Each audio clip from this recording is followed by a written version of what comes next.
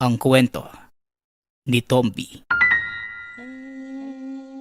Ang kwentong ito ay hango sa totoong buhay. Mula ito sa isa nating tagapakinig. Karanasan ito ni Nico. Walang eksaktong taon. Probinsya ng Davao. Ay nako, talaga bang hindi natitigil ang patayan dito sa lugar natin? Kaya na naman, may bangkay ng taong nakalutang sa ilog. Sa palagay ko po, may gumagalang vigilante sa lugar natin. Kasi halos lahat ng namamatay, mga kilalang kriminal o hindi kaya may ginawang hindi maganda. Itong isang to, mukhang hindi naman taga dito yan ha. Wala pang pagkakakilanlan, kaya hindi rin natin masasabi kung ano talaga ang nangyari. Basta ako, malakas ang hinala ko na may gumagalang vigilante sa lugar. Nababagay lang naman sa kanila yan eh. Wala silang magawang mabuti. Pag-uusap ng magtsuhing Nico at Mang Benhur. Parehong nagtatrabaho sa palengke. Nagtitinda ng isda si Mang Benhur. Samantalang si Nico naman nagkakargador sa gulayan. Madaling araw pa lamang nagsisimula na ang trabaho ng magtsuhin. Madalas sa palengke na nagpapalipas ng gabi ang mga ito, lalo na kung may bagsak ng isda at gulay ng maaga kinabukasan. Kailangan nilang mauna para makakuha ng magandang klaseng isda si Mang Benhur at marami naman ang mahakot na gulay ni Nico. Bandang tanghali, tapos na ang trabaho ng binata. Kaya tinutulungan naman ito ang tsuhin sa pagpapaubos ng mga hinangong isda. Ito ang araw-araw nilang gawain. Hanggang sa tuluyan itong nagbago nang magsimulang magkaroon ng patayan sa lugar. Halos araw-araw, may napapabalitang namamatay. Hindi ito normal. Dahil ang mga natatagpo ang bangkay, kadalasang wakwak ang leeg na parang kinagat. Wala nang lamang loob na parang hinila ng buo mula sa ugat sa lalamunan. Simula nang mapabalita ang patayan, halos wala nang nagpupunta sa pamilihan na madaling araw. Hapon nang napapaubos ni Mang Benhur ang kanyang isda at nagiging matumal na din ang karagahan para kay Nico. Ang mabuti pa, Nico, tulungan mo na lang akong daingin itong mga natirang bangus. Mukhang wala nang bibili nito. Kakaunti na lamang ang tao. Sige po, Tio Benhur. Kaunti na lang naman yan eh. Dalhin na lang natin sa bahay at doon gawin. Ngunit tumanggi si Mang Benhur dahil wala silang kakargahan ng dalang isda. Mahihirapan pa tayong dalhin ang banyerang ito. Kaya dito na lang natin gawin ang pagdadaing. Isa pa, malakas ang tubig dito. Hindi rin tayo lalangawin sa bahay. Sinimula ng dalawa ang pagdadaing hanggang sa hindi na malaya ng mga ito na inabot na sila ng dilim. Halos wala ng tao sa palengke na mga sandaling yun, maliban sa isang lalaking naghahasa ng mga kutsilyo at itak. Tiyo, kilala niyo po ba yung taong yan? Ngayon ko lang po siya nakita rito eh. Si Sagan. Bagong matador ni Mang Intoy. Lumayas na kasi yung una niyang tagakatay eh. Bakit?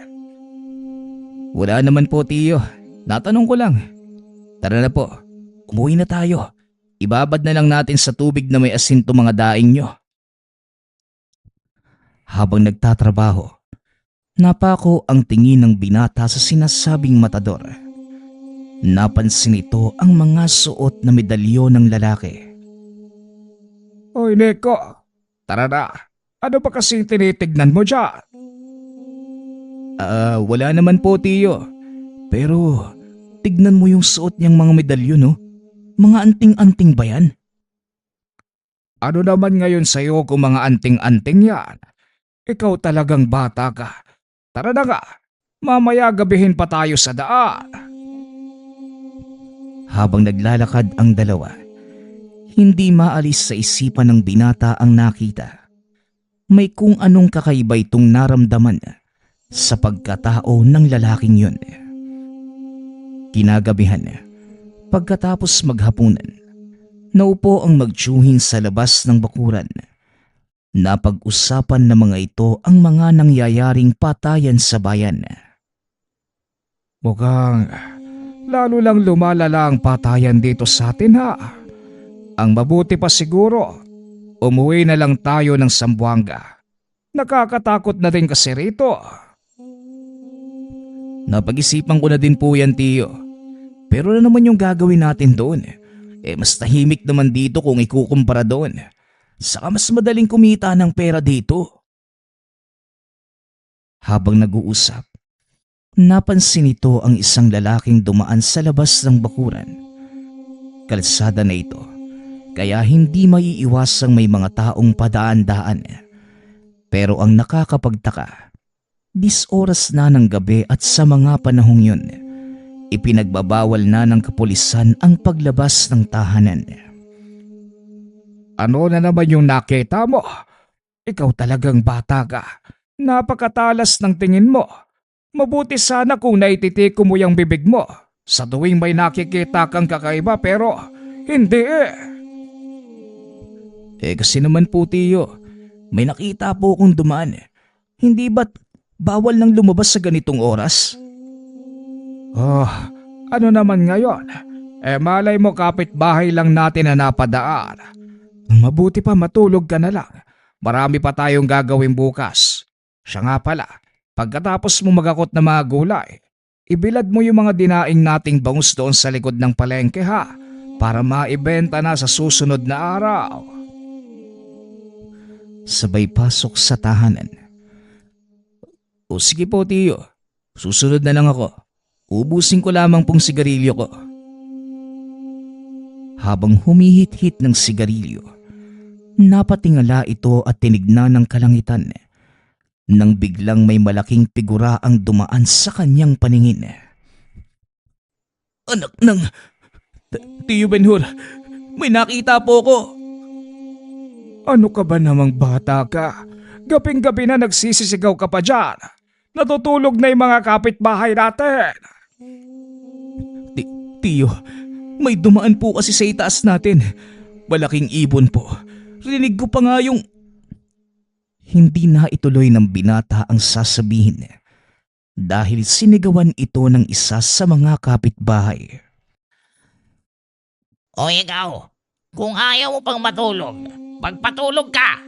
Pero wisyo. Sigaw ng kapitbahay. Pasensya na po.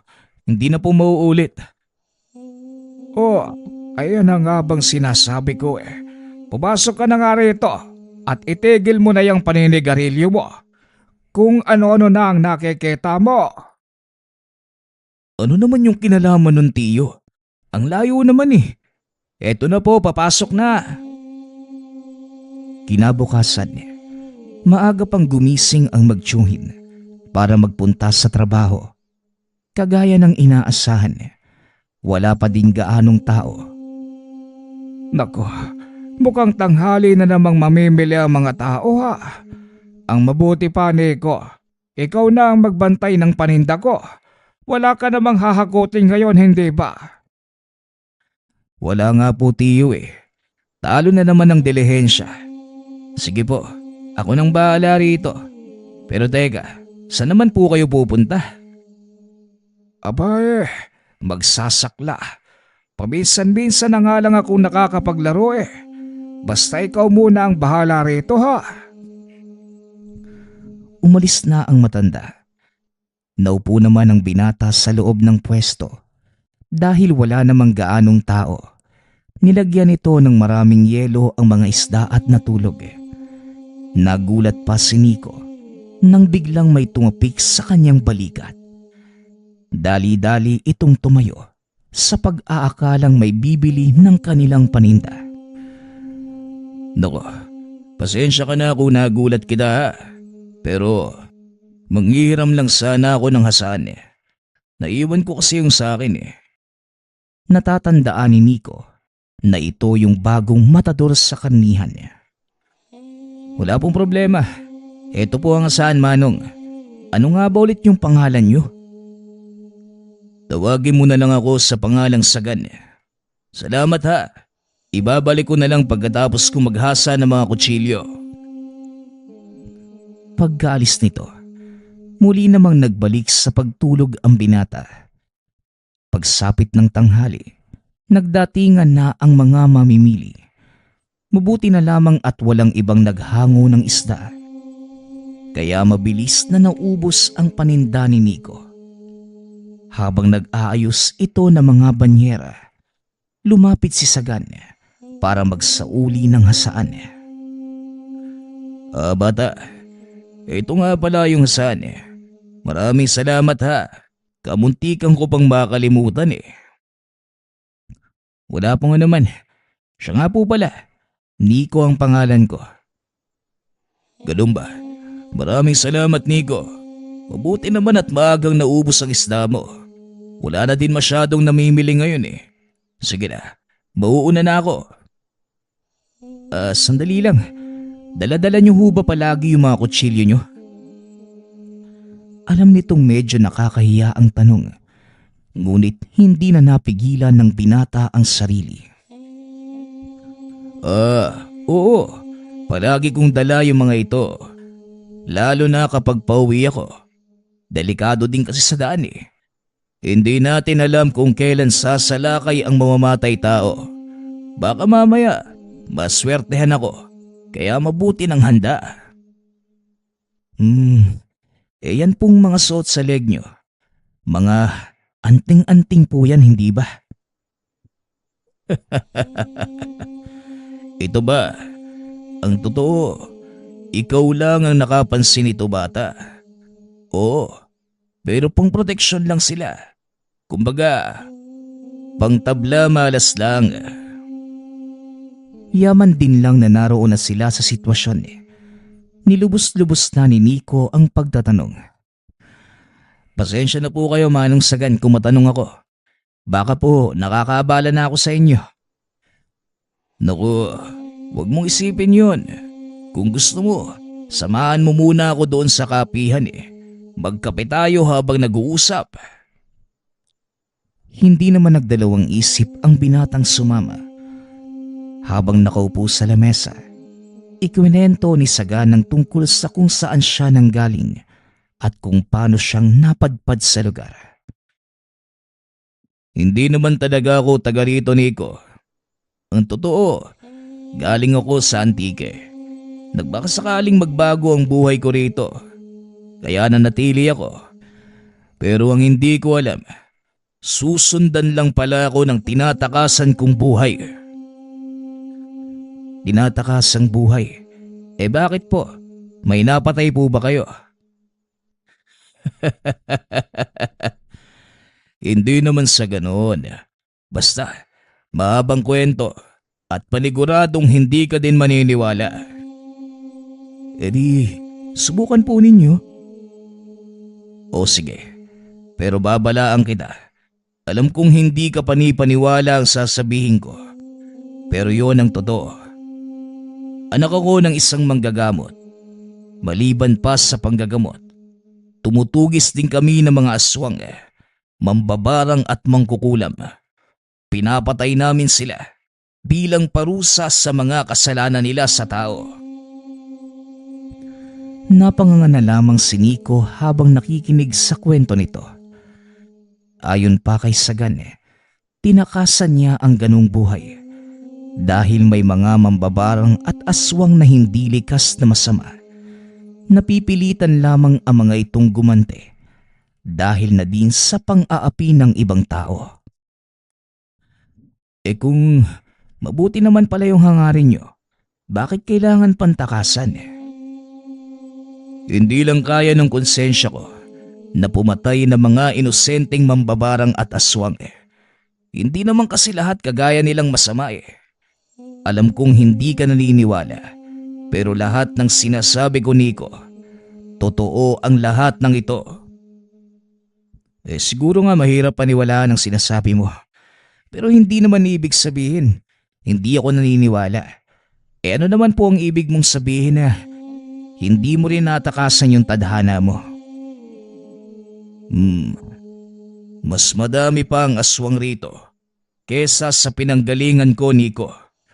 At ang patayang nangyayari sa bayang ito, aswang ang may kagagawa, Nico. Napagtanto ng binata na ang pamamaraan ng pagpatay sa mga biktima masyadong brutal para sabihing gawa ng pangkaraniwang tao. Sinasabi ko na nga bang tama ang hinala ko eh. Ayaw lang maniwala ng tiyuhin ko.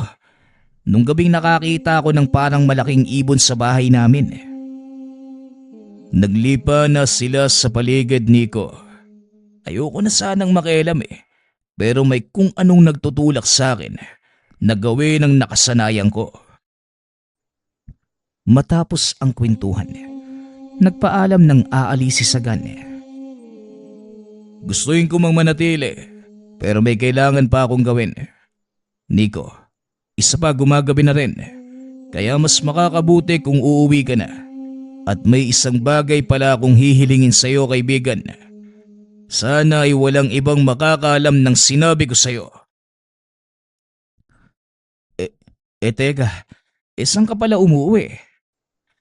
Dito lang ako natutulog sa palengke. Sige na, mauna na ako. Kakausapin ko si Tio Benhur. Baka pumayag siyang doon ka pansamantalang manirahan sa bahay. Mukhang kailangan ko nga na matutuluyan. Salamat naman kung ganon. Sana pumayag ang tiyuhin mo. Mabait naman yung si Tio Benhur eh. Siguradong papayag yun pag nagpaalam ako. Matapos ay umalis na si Sagan. Tumuloy na din sa pag-uwi si Nico. Pagkarating ng tahanan, naroon na si Mang Benhur at nagluluto ng kanilang pagkain. Muntikan ka nang abuti ng dilema. Ano? Kumusta naman ang bentahan? Mabuti naman po, Tiyo. Napaubos ko nga po yung hinango nyo eh. Nabayaran ko na din sa pinaghanguan nyo yung kapital. Ito po, ito yung tubo. Itabi mo yan. Sa'yo na lang yan. Nanalo ko kanina sa sakla. Siya nga pala, Tiyo. Nakausap ko si Sagan. Yung baguhang matador sa palengke. Baka pwede, dito muna siya tumuloy sa ating pansamantala. Nakausap mo? Halos hindi nga nakikipag-usap sa mga tao yon. O kung talagang nakausap mo si Saga, paano siyang napunta rito? At taga saan siya? Taga Antique daw po eh. Nagpunta dito sa Davao para makipagsapalaran sa pagbabakasakali na makahanap na magandang trabaho. Pero eto, pagkakatay pa din ng baboy ang binagsakan niya. Mabait na tao naman po si Sagan, Tiyo eh. Masayahin at mapagbiro din po kapag nakasanayan ka niya. Wala namang problema sa akin. Total, dadalawa lang naman tayo dito sa bahay. At matutuluyan lang naman ang kailangan niya, hindi ba? O siya, sige. Pumapayag na ako. Sabi ko na eh. Salamat po, Tiyo ha. Bukas pag nagkita kami ni Sagan, sasabihin ko sa... Hindi na naituloy ng binata ang sasabihin. Biglang kumalabog ang yerong nakaharang sa kanilang bakuran. Dali-daling lumabas ang magtiyuhin upang tignan kung ano ang may gawa ng ingay. Unang sumilip si Mang Benhur, ngunit wala naman itong nakita. Wala namang tao Baka asong naghaharutan lang. Ikaw na ang bahalang magsara ng pinto. Mauuna na ako sa loob. Nagmasid pa sa paligid si Nico. Laking gulat ng binata dahil biglang may humawak sa kanyang balikat. Nilingon ito ni Nico at nakitang si Sagan ang taong yun. Oh, Manong Sagan, Huwag kang maingay, Nico. Mamaya nasundan nila ako rito eh. Sa loob ko na ipapaliwanag ang lahat. Huwag ka na munang magsasabi ng kahit ano kay Mang Benhur. Kagad namang tinawag ni Nico ang tiyuhin upang ipaalam ang nangyari. Aba, Sagan. Kanina lang napag-usapan namin ng pamangking ko ang tungkol sa'yo. Iniimbitahan ka daw ng batang yon na dito muna manirahan. Opo, Mang Benhur. Naiya nga po ako eh. Pero wala din po kasi ako matutuluyan sa bayan. Isa pa, delikado po kasi. Ilang araw na ba simula nang dumating ka rito? Iisang linggo na po, Manong. Halos isang linggo na din po ako natutulog sa palengke. Hindi ba nagtatrabaho ka kay Entoy? Bakit hindi ka niya patuloyin doon sa kanila? Yun nga po eh. Hindi daw kasama sa usapan namin yung pagtira sa kanila. Kung sa bagay, hindi naman sa paninira Medyo may kagaspangan din yung pag-uugali ng magbababoy na yon. May lahing inche kasi. O siya, yaman din lang na nandito ka na. Bakit hindi ka maglinis ng katawan mo? Nang makapagpahinga na, mukhang galing ka pa sa katayan na. Punong-puno ng dugo ang damit ni Sagan ng mga oras na yun. Kaya naisip na matandang galing ito sa pagkatay ng baboy. Ngunit lingid sa kanyang kaalaman, isang aswang ang sinintensyahan nito, hindi kalayuan sa tahanan.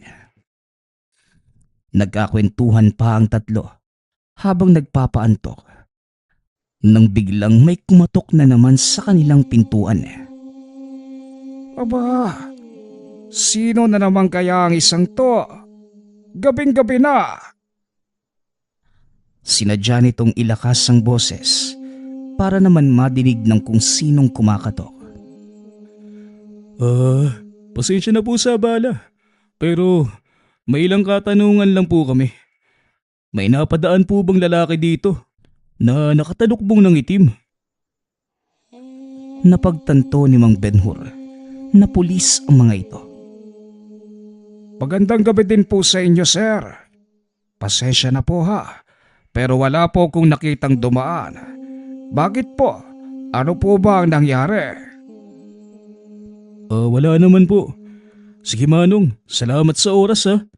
Pasensya na din sa istorbo. Dali-dali na din itong umalis. Isinara ni Mang Benhur ang pinto at pumasok ng tahanan. Mga pulis ang nagtatanong sa paligid. May nahanap silang lalaking nakatalukbong ng itim. May nakasalubong kabasagan. Wala naman po Manong. Mag-isa lang naman akong naglalakad sa daan eh. Ay nako, hayaan mo na nga ang mga yon. Pagpahinga na tayo.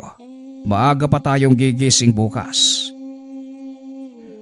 Kinabukasan, sabay ang tatlong umalis ng tahanan. Medyo madilim pa ng mga oras na yun at saktong walang trabaho si Nico. Kaya naisipan nitong samahan si Sagan sa pagkatay ng baboy. Magkita na lang po tayo mamaya sa palengke, Tiyo. Ako na po yung bahalang magbantay ng paninda nyo. Sasamahan ko lang po si Manong Sagan sa katayan. O siya, mag-iingat kayo ha. Habang nasa daan ang dalawa papunta sa katayan, nadaanan nila ang tumpok ng mga tao sa tabi ng sapa. Mukhang may nabiktima na naman ng lintik ah. Hindi ko naabutan kagabi.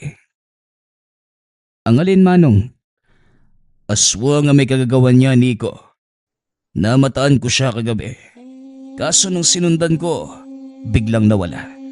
Humanda siya sa akin. Sa oras na mahuli ko yung aswang na yan, tatadtarin ko siya ng pinong-pino. Nilapitan ng dalawa ang bangkay.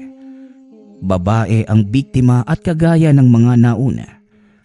Wakwak ang leeg at wala ng lamang loob. Grabe naman yung ginawa ng aswang na yan. Sa leeg pinadaan yung lahat ng lamang loob. Bagong yanggaw ang may gawa niyan. Hindi sila namimili ng bibiktimahin. Sa oras na makaramdam ng gutom, basta na lamang silang sasalakay. Bagong Yanggaw? Ano naman po yung mga yun? Ang mga bagong Yanggaw, mga kakasibol pa lamang na aswang. Sila ang mga uri na nagsisimula pa lang mambiktima. Hindi pa nila kontrolado yung halimaw sa loob ng katawan Kaya imbis na itong sumunod sa kanila, sila ang napapasunod nito. Matapos yun, umalis na sa lugar ang dalawa dahil dumating ang kapulisan. Habang naglalakad papunta sa katayan, ipinaliwanag ni Sagan ang lahat kay Nico dahil alam niyang magtatanong ito. Ayon sa lalaki, ang mga bagong Yanggaw ay mahirap kilalanin dahil hindi sila natutunto ng mga bagay na ginagamit sa paghahanap ng mga aswang, kagaya ng lana, mutya at kung ano-ano pa. Ang mga datihang aswang ay kayang matunton gamit ang lana. Kumukulo ito sa oras na may aswang sa paligid. At sa mga mutya naman at medalyon, naglalabas ito ng mainit na enerhiya na nagsisilbing babala sa may tangan. Ang mga suot kong medalyon, hindi lang sila basta pangontra, Nico. Ginagamit ko rin ang mga ito bilang pantunton. Paano naman sila nalalabanan, Manong? Di ba, sobrang lalakas ng mga aswang, mabilis pang kumilos. Mahirap ipaliwanag, Nico. Pero sa tuwing nagkakaroon ako ng engkwentro sa mga aswang, kusang lumalabas ang mga kakayanan ko. Siguro, dahil din sa tindi ng pinagdaanan kong pagsasanay noon. Matapos naman ang trabaho nito, nagbalik ang dalawa sa palengke. Mabuti naman at nandito ka na, Nico. Ikaw na ang magbantay ng paninda. Mahuhuli na ako sa saklaan. Sige na po, Tiyo. Ako nang bahala rito.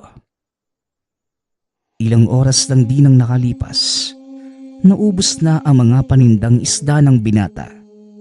Inantay nitong maubos ang baboy na paninda ni Sagan. Matapos ay nagpunta ang dalawa sa kapihan. Habang nag-uusap, biglang natigilan si Sagan. Naramdaman nitong uminit ang medalyong nasa loob ng damit. Nico, may aswang sa paligid. Medyo natakot si Nico dahil papalubog na ang araw ng mga oras na yun. Ngunit sa kaloob-looban ng binata, gusto din itong makita kung ano ang kayang gawin ni Sagan. Ano nang gagawin mo, Manong? Hindi ito yung bagong Yanggaw, pero kailangan ko pa din siyang tugisin. Hindi natin alam, baka isa din siya sa mga nambibiktima. Ang kailangan ko na lang malaman ngayon ay kung sino ang aswang na ito. Dito ka lang, Nico. May gagawin lang ako. At sa oras na ibigay ko ang hudyat, sumunod ka. Dala ang kutsilyo ko. Napalunok ng laway ang binata. Magkahalong emosyon ang nararamdaman. Dahil sa kauna-unahang pagkakataon, magkakaroon ito ng engkwentro sa isang totoong aswang. Nilapitan ni Sagan ng matandang babae. May kung ano itong inusal sa palad. Marahang idinampi sa matanda. Laking gulat ni Nico dahil bigla itong nagalit at mabilis na naglakad palayo. Tinignan ni Sagan ang binata. Sumenyas ito. Kagad namang tumayo si Nico dahil ito na ang hudyat na sinasabi ni Sagan. Sundan mo ko, Nico. Hindi dapat mawala sa paningin ko ang matandang yun. Positibo, isa nga siyang aswang.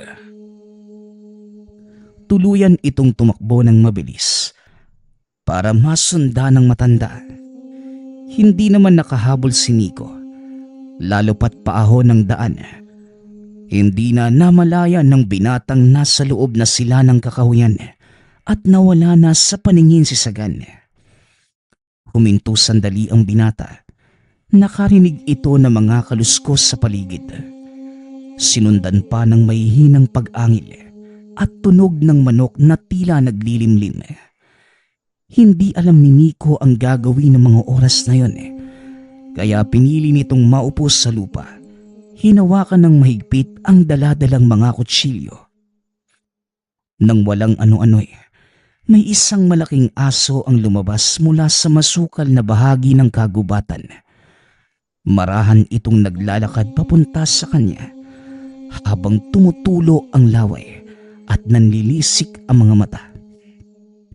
Sa hindi malamang dahilan, hindi maikilos ng binata ang katawan, maging ang mga panga, tila naninigas at hindi magawang makapagsalita. Sinubukan din ni Nico na sumigaw, ngunit hindi nito maibuka ang bibig at walang boses na lumalabas sa kanyang lalamunan. Tumalon pa itaas ang malaking aso. Nakabuka ang bunganga upang sakmalin si Nico. Nang biglang magpakita si Sagan sa harapan ng binata upang harangin ang pag-atake ng nilalang. Biglang nawala ang paninigas ng katawan ng binata. Kagad itong tumayo, sabay talon papunta sa gilid.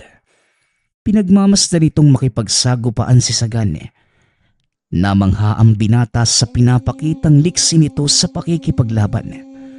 Hindi man kita sa katawan ni Sagan, ngunit nagtataglay ito ng kakaibang pisikal na lakas. Isang suntok sa panga ng malaking nilalang ang binitawan ni Sagan, dahilan para tumilapon ito palayo.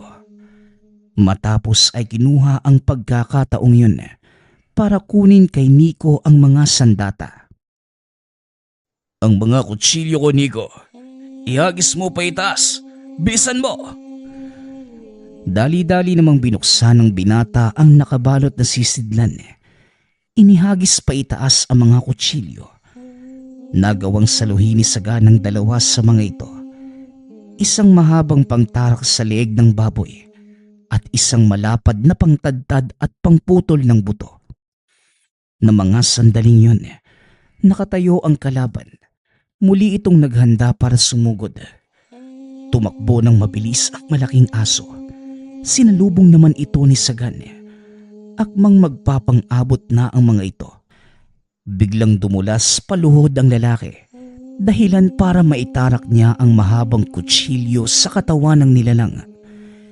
Napasigaw ito, at nang bumagsak sa lupa ay naglabasan ang lamang loob. Nanlaki ang mga mata ni Nico dahil unti-unting nagbabago ang anyo ng aso hanggang sa tumambad sa kanyang harapan ang isang lalaking walang saplot. Anong nangyari doon sa matandang babae? Bakit nagbago ng anyo? Ang mga batikang aswang may kakayanang gayahin ng sinuman. Isa ito sa dahilan kaya mahirap silang patayin. At ang isang to, paniguradong marami na ang nabiktima sa lugar na ito. Pagpapaliwanag ni Sagan habang naglalakad papunta sa nakahandusay na aswang. Pilit pa nitong ibinabalik sa loob ng tiyan ng lamang loob. Ngunit sa kasamaang palad, hindi na niya ito magawa pa. Itinutok ni Sagan ng malapat na kutsilyo sa leeg ng lalaki at walang pagdadalawang isip itong tinaga. Napatakip na lamang ng bunganga ang binata dahil sa nakita nitong brutal na pagpatay ni Sagan sa aswang. Bahagyang nakaramdam ng awa ang binata, ngunit nanaig pa din ang katotohanan na maaaring marami na ang nabiktima ng aswang na yon sa bayan. Alam kong nakakaramdam ka ng awa sa kanya, Nico. Pero hindi dapat. Dahil kung kaaawaan mo ang mga kagaya nila, patuloy lang silang mananalanta at marami ang buhay na mawawala pa. Hindi makapaniwala ang binatang ganong kahusay ang lalaki sa pakikipaglaban. Kung titignan, hindi mo kakikitaan ng pagiging marahas kahit sa pagkatay ng baboy nagagawa pa nitong kitilin ang buhay ng mga kakataying hayop nang hindi gumagawa ng anumang ingay o nahihirapan. Nauunawaan ko, Sagan, hindi nilikha ang mga aswang para sa mundo ng mga tao. Mali ka, Nico. Yan ang wag na wag mong iisipin. Dahil ang mga aswang, nilalang din ng Ama. Sila ay mga nahulog na anghel. Isinumpa dahil sa kanilang maling pasya. Kung nilalang sila ng Diyos, hindi ba dapat alam nila ang kanilang kalalagyan? Tama ka, Nico. At ito ang kanilang ginagawa. Kaya sila nang bibiktima ng mga tao, hindi lang para kumain, kundi ang ihatid sa lahat ang kanilang mensahe na higit silang mas malakas kaysa sa ating mga tao. Ang dahilan naman kung bakit nandito sa mundo mga kagaya ko ay para panatilihin ang balanse dahil ang lahat ng sobra masama rin. Nang gabing yun, lubos na nauunawaan ni Nico ang tungkulin ng kaibigan. Ngayon, naiintindihan ko na ang papel mo sa mundong ito at kung bakit mo ito ginagawa, pero hindi na ituloy ni Nico ang sasabihin dahil biglang nakaramdam si Sagan ng pagkilos mula sa paligid. Bilisan mo. Umakyat ka sa punong yun. Tinuro nito ang malaking puno na may mayabong na mga dahon. Pagkarating ni Nico sa itaas, nakita nitong nagtago si Sagan sa makapal na damo sa tabi ng patay na aswang. Nakaumang ang dalawang sandata, nakahandang umatake. Maya-maya ay may isang figura ang nagpakita. Nanlaki ang mga mata ni Nico dahil nasaan yung tao ito at punong-puno ng langis ang buong katawan. Kagaya ng nauna, wala din itong saplot.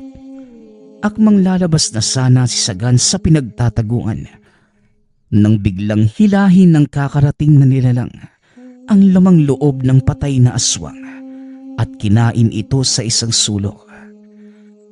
Halos maduwal si Nico sa nakitang tanawin. Sa kalagitnaan ng pagkain ng aswang, may isa pang dumating at biglang dinamba ang kauri nito. Napatingin si Sagan kay Nico. Nagbibigay ng babalang wag gagawa ng kahit anong ingay. Marahang umikot si Sagan sa likod ng mga abalang aswang at dahan-dahan itong naglakad palapit. Napansin ng isa sa mga aswang ang presensya ng lalaki, kaya kagad itong tumayo at umangil ng malakas. Ang ipinagtataka ni Nico parang hindi nila nakikita si Sagan. Ilang di pa lamang ang layo nito sa kanila, ngunit patuloy pa din nila itong hinahagilap sa pamamagitan ng pang-amoy. Biglang sinugod ni Sagan ang dalawang nilalang. Hinawakan ang isa sa leeg. Sa kasamaang palad, nakawala ito dahil sa madulas na likidong nakabalot sa kanilang balat. Muling umatras si Sagan. Patuloy namang naghahanap ang mga aswang. Pinagmamastang mabuti ni Nico ang ginagawa ng kaibigan. May kung ano itong ipinahid sa kamay at maging sa braso. Matapos ay muling sinubukang hulihin ang mga aswang. Sa pagkakataong yun, tuluyang nahuli ni Sagan ang isa sa kanila at ginilita ng leeg. Nang makita naman ito ng kasamang aswang, dali-dali nitong dinambahan si Sagan mula sa likod. Napansin naman ito ng lalaki. Iniikot niya ang katawan niya. Dahilan para ang hawak na aswang ang makagat ng kasamahan nito. Itinulak ni Sagan ang dalawang aswang. Muling nagulat ang binata dahil kinain na naman ng isa ang kasama niya. Talagang wala kayong pinipili. Maging mga kauri nyo, tinatalo nyo. Ibinato nito ang malapad na kutsilyo sa ulo ng kalaban. Tumarak ito na naging dahilan ng agarang pagkamatay ng aswang. Nico, Pwede ka nang bumaba. Ano? Sigurado naman ngayon, buo na ang pananalig mo sa mga aswang. Oo, Manong. Di ko akalaing ganito pala yung kilos ng mga aswang. At ang dami pala talaga nila rito. Pero ayos yung mga galawan mo kanina. Paano mong nagawa yon? Saka bakit hindi ka nakikita ng mga aswang? Naupo si Sagan habang nililinis ang mga sandata. Ang tawag sa kakayanang yon, sa bulag. Isa itong uri ng dasal na iniihip ko sa aking palad. Walang elemento ang makakakita sa iyo sa oras na napagana mo ito ng maayos. Tara na, umalis na tayo rito bago pa magdatingan ang mga kasama nila. Naakit sila sa amoy ng sariwang dugo mula sa mga ito. Mabilis na lumabas ng gubat ang dalawa. Dali-daling pumunta sa ilog upang maglinis ng katawan. Matapos ay umuwi na din ang mga ito. Wala pa si Mang Benhur nang dumating sila sa tahanan. Kaya naman nakapag-usap pa ang dalawa tungkol sa nangyari. Ayon kay Sagan, ang dalawang nahuling dumating, mga bagong yanggaw, at ang aswang na nauna niyang nakalaban ay siyang may gawa ng pangyayanggaw. Sa oras na maging ganap ang pagiging aswang ng isang nayanggaw, hahanapin ito ang kanyang amahan o inahan upang patayin at kunin ang bertud. Ito lang ang paraan para tuluyan nilang makontrol ang kanilang pagiging aswang. Nakakatakot pala yung mayanggaw, no? Pero paano naman nangyayari yun, Manong? Maaring salaway mula sa ganap na aswang o hindi naman kaya palipad hangin. Minsan hinahalo nila ito sa pagkain at inumin. Kaya mag-iingat ka sa pagkain sa mga handaan, lalo na kung hindi mo kilala ang pupuntahan mo.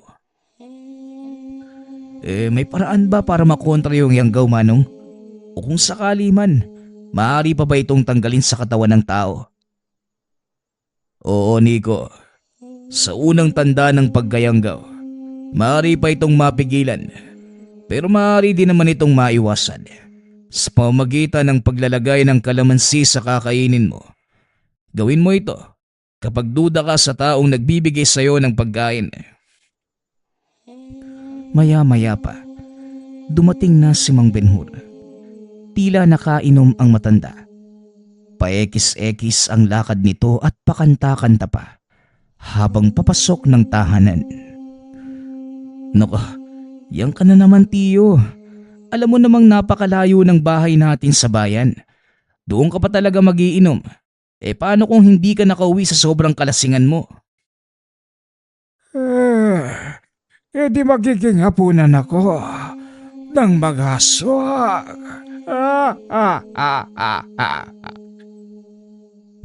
Nagkatinginan ang dalawa dahil alam nilang hindi gawang biro ang tungkol sa mga ito.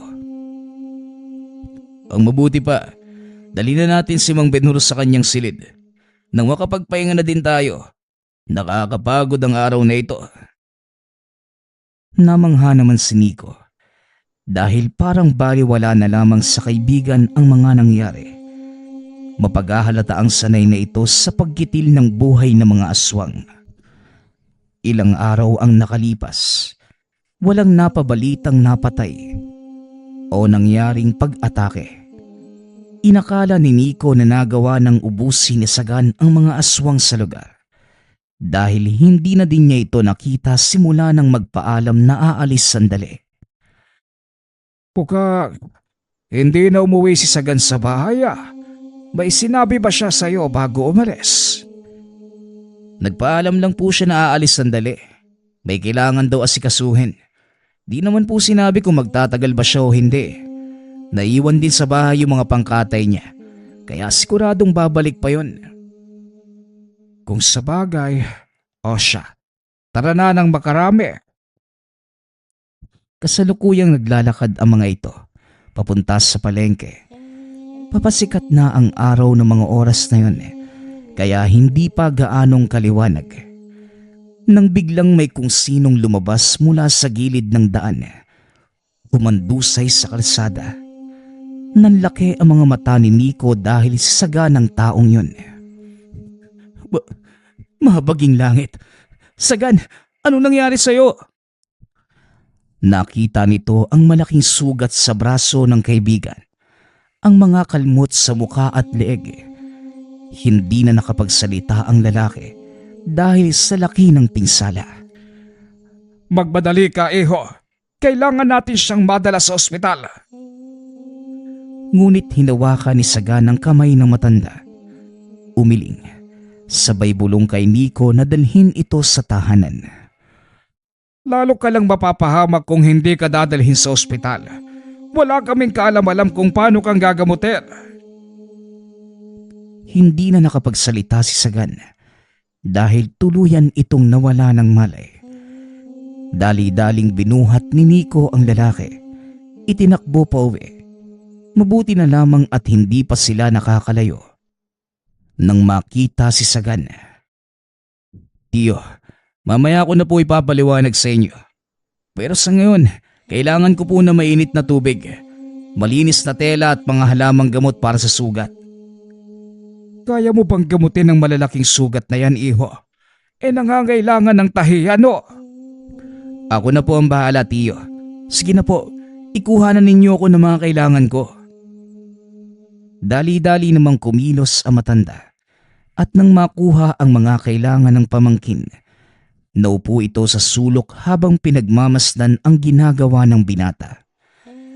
May kung ano itong tinitignan sa kanyang tabi habang nililinis ng mainit na tubig at malinis na tela ang mga sugat.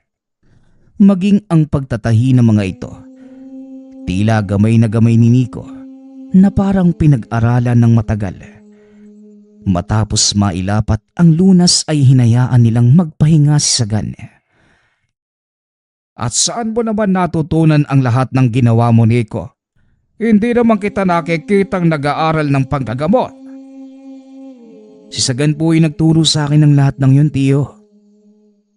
At saan naman kukunin ng isang matador ang ganong kaalaman?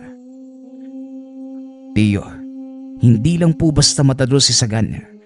Isa po siyang manunugis ng mga aswang. Natawa naman si Mang Benhur sa sinabi nito. Manunugis ng aswang? Mukhang pinaglololoko mo naman yata ako eh. Yan din ho, Tiyo, yung naging reaksyon ko nung una.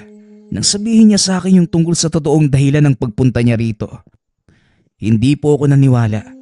Pero kalaunan, ako po mismo ay nakapagpatunay eh. Pinakita nito ang mga gamit na naiwan ni Sagan. Nanlaki ang mga mata ni Mang Benhur dahil kasama sa mga kagamitan yon ay isang libretang naglalaman ng mga pamamaraan kung paanong papatayin ang isang aswang. Maging ang lakas at kahinaan ng mga ito at kung ano ang mga uri ng bertud meron ang mga nilalang. Seryoso ka nga talaga sa sinasabi mo, Iho. Pero anong nangyari sa kanya? Bakit nasugatan siya ng ganito kalubha? Siya lang naman yung makakasagot ng tanong na yan, Tiyo. Antayin na lang natin siyang magising. Ilang araw hindi nagpunta sa palengke si Nico. Walang magbabantay kay Sagan. Araw-araw nitong nililinis ang mga sugat ng kaibigan. Hanggang sa tuluyan na itong magkamalay. Maraming salamat, Nico. Ang laki ng utang na loob ko sa iyo ah. Kung wala ka, malamang patay na din siguro ako. Teka, ilang araw ba akong nawala ng malay? Mahigit 1 linggo, Sagan. Akala nga namin ni Tio Benhur, hindi ka na magigising eh. Ano ba talagang nangyari sa'yo? Nagpunta ako sa kabilang bayan dahil may natanggap akong balita tungkol sa isang bagong yanggaw na nakatali sa kanilang tahanan. Tinulungan ko yung batang yun eh. Pero nang papauwi na ako, nakaengkwentro ko naman ng napakadaming aswang. Wala akong nagawa dahil naiwan ko ang mga sandata ko. Kumusta naman ngayon yung pakiramdam mo? Maayos na. wala kang dapat alalahanin. Dahil ngayong nagkamalay na ako, mabilis ko nang mapapagaling ang mga sugat ko. Kinahapunan, laking tuwa ni Mang Benhur dahil nakita nitong nakaupo na sa higaan si Sagan. Mabuti naman at nagkamalay ka na, iho. Alam mo bang nag-aalala sa'yo si Nico? Opo, Manong. Pasensya na po kayo ha, kung naging pabigat pa ako sa inyo. Nako, wala yun. Huwag mo nang isipin ang tungkol roon. Ang mahalaga, ligtas ka at maitutuloy mo na kung ano ang nasimulan mo. Huwag kang mag-alala, Sagan. Ligtas sa amin ni Tio Benhur ang sekreto mo.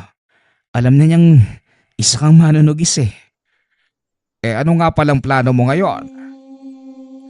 Tutugisin ko ang mga aswang na may gawa nito sa akin at pagbabayanin sa mga nagawa nila. Kaya ng mga sumunod na araw, tuluyan ang gumaling ang sugat nito.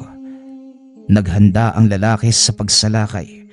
Maging si Nico ay naghahanda na rin dahil hinayaan siyang sumama ni Sagan sa pagtugis. Mapanganib na lugar ang pupuntahan natin, Nico. Isang pamilya ng mga aswang ang nakatira sa baryong yun. Sigurado ka bang gusto mong sumama?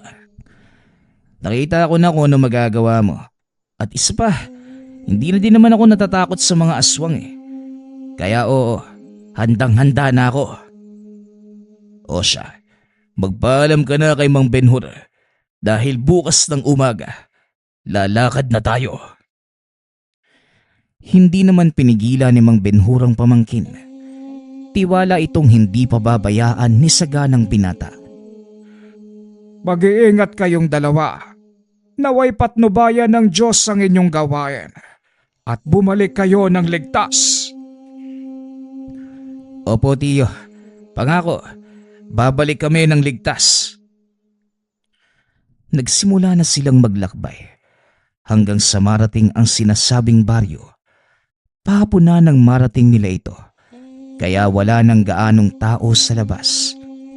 Maliban na lamang sa mga kalalakihang nag-iinuman.